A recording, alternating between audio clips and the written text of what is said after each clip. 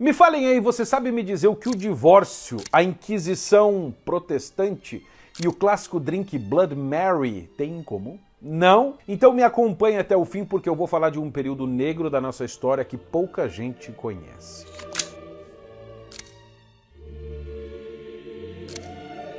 Primeira coisa, você deve estar muito curioso para saber, se é que talvez não tenha ouvido falar, o motivo do famoso drink se chamar Bloody Mary. A história do coquetel Bloody Mary tem várias e várias versões.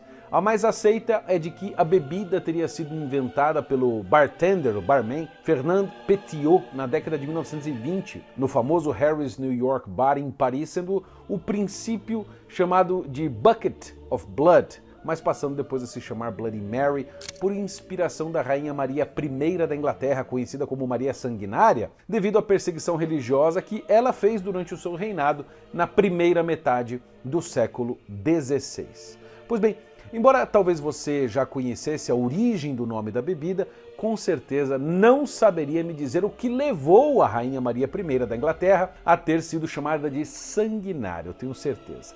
Ou até mesmo o divórcio dos pais dela e a Inquisição protestante tem a ver com isso tudo?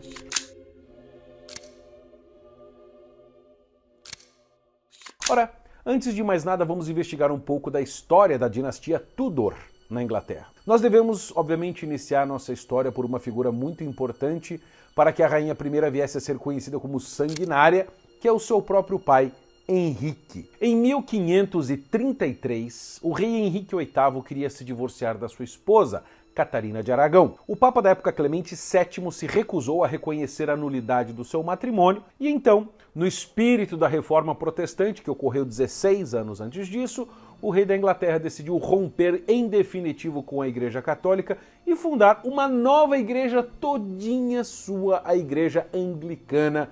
Tudo por um belíssimo rabo de saia, como nós vamos ver. Só que o divórcio do rei deu início a uma série de eventos trágicos que desencadearam uma intensa perseguição religiosa e no martírio de muitas pessoas.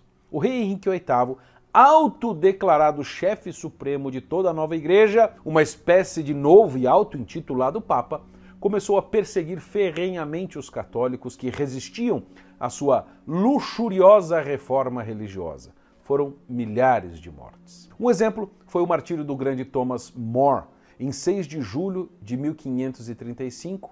Para quem não sabe, ele, que havia sido Lord Chancellor, parecido com uma espécie de primeiro-ministro, se recusou a aceitar o ato de supremacia que proclamava Henrique VIII como supremo chefe da Igreja da Inglaterra. Após sua recusa em jurar lealdade ao rei e aceitar as suas novas disposições religiosas, Thomas More foi preso na Torre de Londres e em seu julgamento ele fez uma defesa apaixonada de suas crenças, enfatizando a indissolubilidade do matrimônio e a liberdade da Igreja em relação ao Estado. No livro A Vida de São Thomas More, inclusive você encontra esse livro na minha livraria, o link está aqui na descrição para quem quiser comprar e eu recomendo porque é muito bom. São Thomas More, em resposta aos seus acusadores, disse, abre aspas, para cada bispo que o senhor tem em favor de Henrique VIII, eu tenho 100 que seguem o Papa, muitos dos quais constam, por mérito, no número de santos. E contra a sua nobreza corrompida, eu oponho um conselho mais nobre e esclarecido de mártires e de confessores.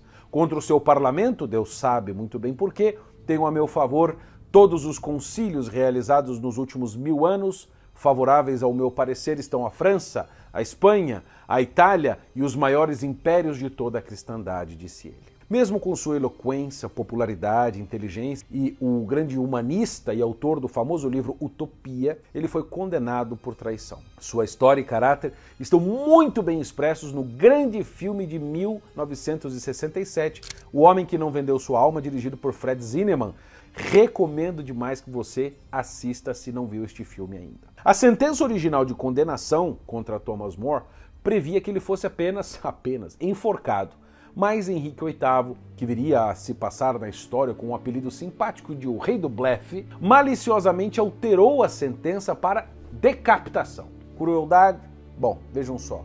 More enfrentou uma execução com grande coragem, serenidade e demonstrando fé inabalável até o fim. Ele foi depois canonizado pelo Papa Pio XI em 19 de maio de 1935 e declarado padroeiro dos governantes e políticos pelo Papa São João Paulo II em 31 de outubro do ano 2000. E eu sei que vocês podem acabar pensando que a pior coisa que aconteceu com São Thomas More foi ter se tornado o padroeiro dos governantes e políticos, mas vejam bem o que comentou São João Paulo II, o Papa. Abre aspas. Com o passar dos anos, atenuou-se a discriminação contra a Igreja e em 1850 foi reconstituída a hierarquia católica na Inglaterra e deste modo tornou-se possível abrir causas de canonização de numerosos mártires, disse São João Paulo II no motu próprio, datado para a comunicação da canonização e proclamação de São Thomas More como o padroeiro dos governantes e políticos. Então, ao que o Papa São João Paulo II se refere exatamente quando ele fala de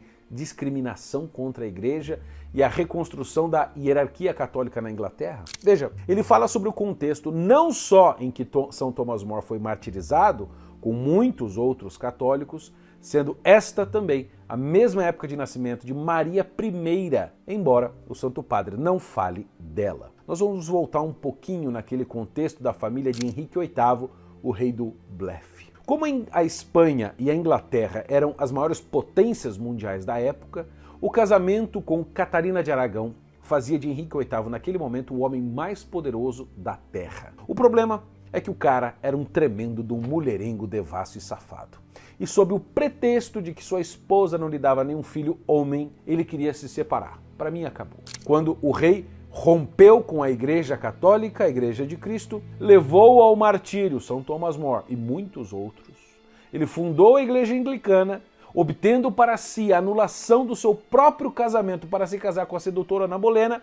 Maria, a única filha do casal, foi declarada ilegítima, ou seja, Maria perdeu o direito de ser princesa e sucessora. Então, quando Henrique VIII morreu em 28 de janeiro de 1547, o Eduardo VI, filho de Henrique VIII, com Jane Seymour, já então a terceira esposa do rei, assumiu o trono. Como tinha apenas 10 anos, o menino teve que governar sob a tutela do seu tio por parte de mãe, Edward Seymour. Depois de muito tempo, quando agonizava em seu leito de morte, Eduardo VI quis assegurar que a Inglaterra permanecesse protestante e anglicana. Então ele nomeou Jane, sua prima em primeiro grau, como sua sucessora no trono, ignorando a linha de sucessão legítima que favorecia sua meia-irmã católica Maria I, filha legítima do rei. Em 10 de julho de 1553, Jane foi proclamada rainha, mas o seu reinado durou apenas 9 dias. Maria I então reuniu apoio e entrou em Londres de maneira triunfante,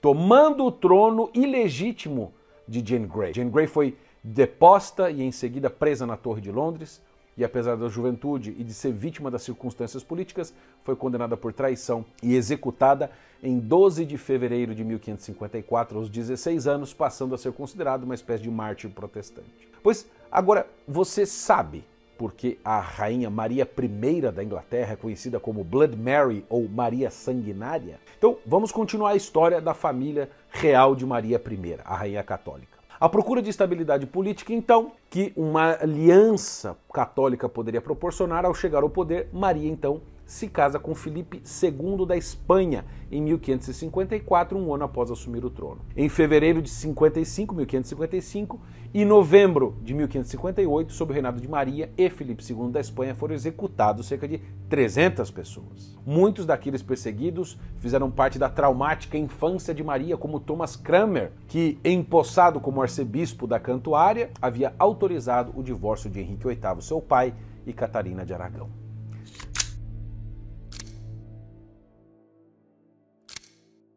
Mas o que aconteceu depois? Veja só. Com a morte prematura de Maria I, no reinado católico, no final do ano de 1558, Elizabeth I, sua irmã, assumiu o trono e retomou a matança indiscriminada de católicos iniciada por seu pai Henrique VIII, que criou a igreja dele mesmo. Só para você ter uma ideia, entre 1558 e até o final do seu reinado violento, em 1603, estima-se que entre 200 e 300 católicos foram executados apenas por serem católicos e não se dobrarem à heresia anglicana. Ela, por outro lado, passou a ser conhecida como a Rainha Virgem, a Gloriana, a Boa Rainha Bess. Mas os números são muito impessoais, não é?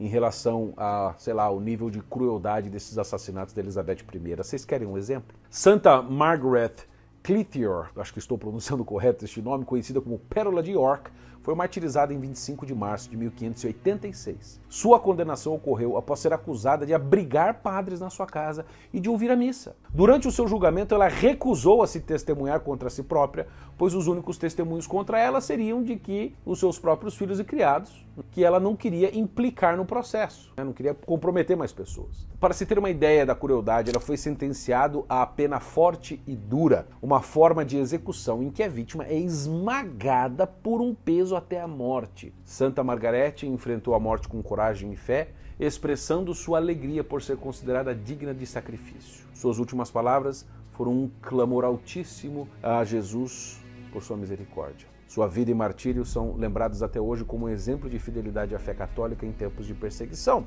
como muitos dos nossos irmãos enfrentam hoje.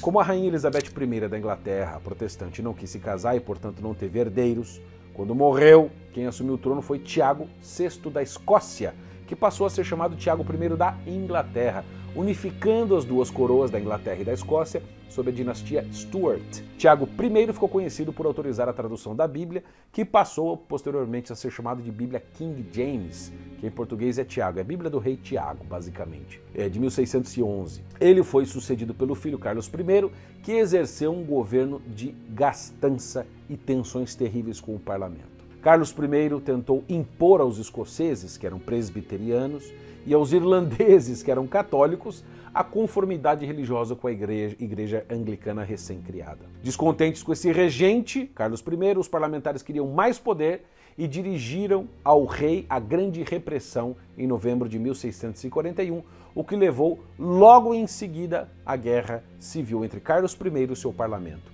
É quando surgiu a figura de Oliver Cromwell, líder da Revolução Puritana, que viria a exterminar reis, rainhas e matar milhares de civis de fome. De acordo com Gerard Varner, a carnificina na Irlanda foi terrível. Lá, a política de extermínio pela fome matou em uma proporção tão grande que só viria a ser superada pelo Holodomor, uma fome genocida que ocorreu na Ucrânia soviética em 1932 e 1933, resultando na morte de cerca de 7 milhões de ucranianos devido às políticas repressivas implementadas pelo regime ditatorial de Joseph Stalin, comunista, chamado de coletivização das terras. Voltando, durante a Guerra dos Três Reinos e a posterior conquista de Oliver Cromwell na década de 1640, estima-se que entre 200 e 600 mil irlandeses morreram de fome, doença e violência. A fome foi um fator importante, exacerbada pela destruição das colheitas e pelo deslocamento forçado da população. A campanha de Oliver Cromwell na Irlanda,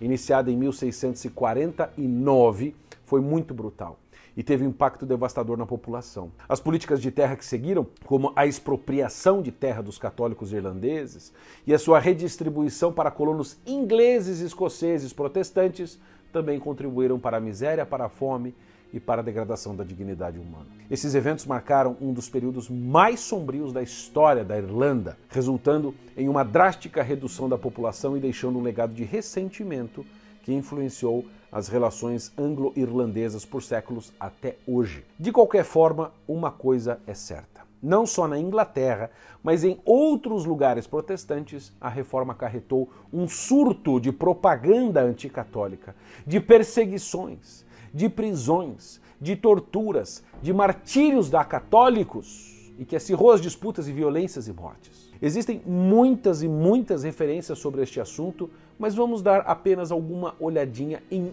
umas delas. Vejam só. No livro The Protestant Inquisition, a Inquisição Protestante, de William Cobbett, ele relaciona também outros exemplos de perseguição religiosa, por exemplo, na Inglaterra e na Escócia entre 1560 e 1603, sob a liderança de John Knox. A reforma escocesa foi marcada por uma forte repressão contra católicos e outros dissidentes religiosos que não seguiam a fé deles. Essas estatísticas são mais do que um quadro de números apenas.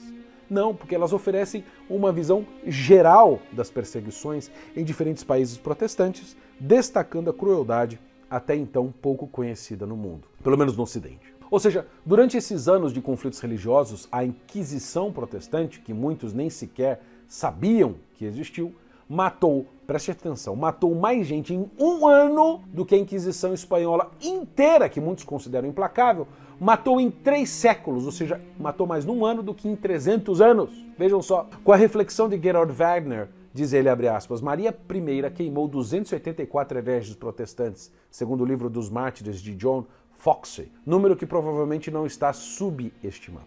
Mas as estimativas de número de execuções realizadas por Henrique VIII, que iniciou a Igreja Anglicana, variam entre 57 mil e 72 mil, conforme mencionado nas crônicas de Raphael Holinshed, o massacre que se seguiu à revolta católica, conhecida como Peregrinação da Graça, deve ser também levado em consideração, fecha aspas. E apesar desses dados, Maria I Católica é conhecida como a sanguinária, e Henrique VIII é tipo o rei do blefe, esse é o apelido dele. Mas assim, vamos lá, deixa eu te fazer uma pergunta. Deixe aqui nos comentários a sua opinião sobre o motivo de se falar pouco desta chamada Inquisição Protestante.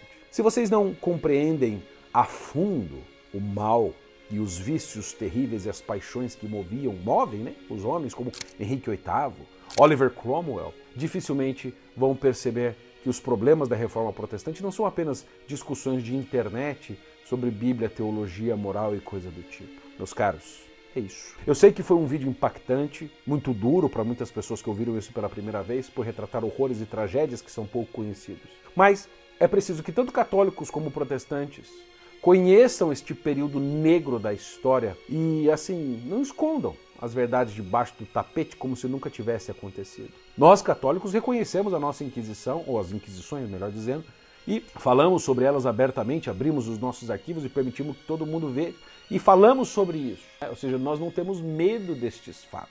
Agora, por que não se fala isso no meio protestante? É uma pergunta. Por fim, quero dizer a você que ainda não é inscrito no meu canal, inscreva-se no meu canal se você gostou do vídeo, deixe o seu curtir e ative o sininho para receber notificações de novos conteúdos. Por aqui, como vocês sabem, a gente sempre posta vídeos falando sobre fé católica, filosofia, defesa da fé, história, cultura e algumas outras cositas mais. Se ficaram com alguma dúvida, vocês podem ir no meu direct ou nas caixinhas de pergunta do meu Instagram me perguntarem, tem aqui embaixo no link para você acessar o meu perfil. Então não se esqueça mais uma vez de curtir e enviar este vídeo para aqueles que precisam saber destes fatos históricos que são amplamente reconhecidos, mas pouco conhecidos pela maioria da população. Um abraço, fiquem com Deus e é isto, né? É a verdade, eu vou fazer o quê?